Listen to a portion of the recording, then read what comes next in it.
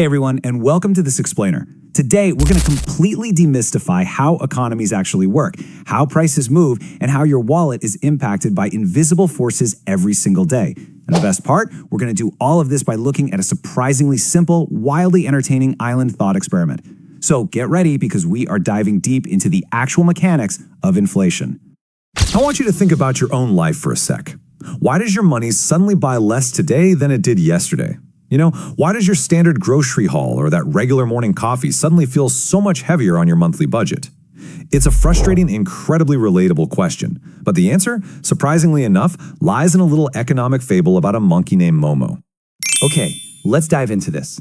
Part 1. Meet Momo and the mangoes. To really wrap our heads around any economy, we kind of have to build a simple model first. So imagine an island that produces exactly 100 mangoes a day. That is our baseline. And the exchange rate? It's incredibly simple. One mango costs exactly one banana coin. Every monkey on the island knows exactly what to expect when they walk down to the daily market. Take our buddy Momo, for example. He has exactly 10 banana coins to his name. And because of our one-to-one baseline, he can comfortably buy 10 delicious mangoes. It is a perfect balance. There are enough banana coins circulating, and there are enough mangoes growing for everyone to get exactly what they need. Life is good. But things are about to change. Part 2, when mango fever strikes. So suddenly, boats packed with hundreds of new monkeys arrive from neighboring islands, completely eager to buy this fruit. But remember our baseline? The island itself is still only producing that exact same number of 100 mangoes per day. So we've got more buyers, but the exact same number of mangoes. What do you think happens to the market?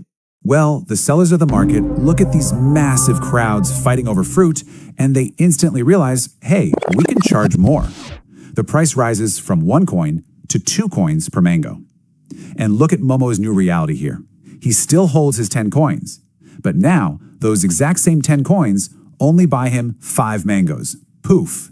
Half of his purchasing power just vanished into thin air. And this brings us to a formal economic definition that governs our modern world.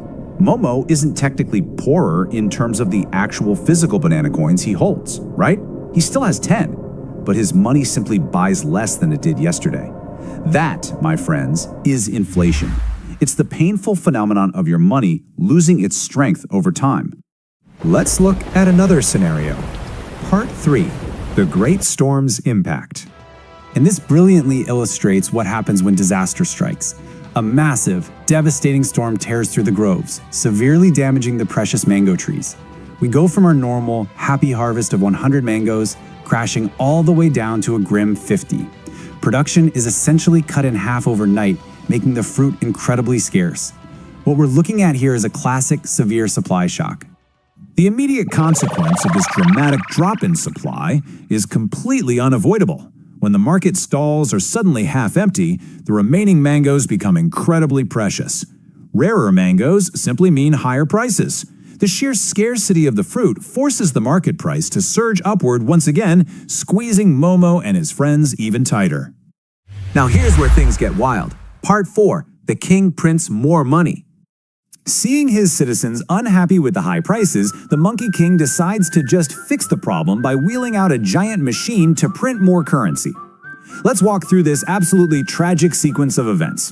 Step 1, the massive machine prints out 100 extra banana coins for absolutely every monkey on the island. Step 2, the immediate reaction is pure joy. The monkeys are dancing, completely convinced that they are finally rich. But then we hit step 3, where economic reality strikes back, and prices completely explode. Let's look at how this builds into a total crisis. Sure, the island is completely flushed with piles of newly printed cash. But there is a fundamental flaw in the king's master plan. The storm damage hasn't magically healed. There are still only 50 mangoes. The actual physical goods available to purchase haven't increased at all.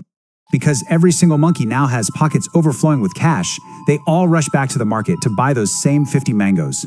Sellers instantly realize they can demand sky-high prices. It's a rapid explosion. The price shoots from 2 coins to 5, jumping to 10, and then rocketing up to 20 coins. The fundamental value of the banana coin is falling incredibly rapidly, simply because money is everywhere, but goods are not.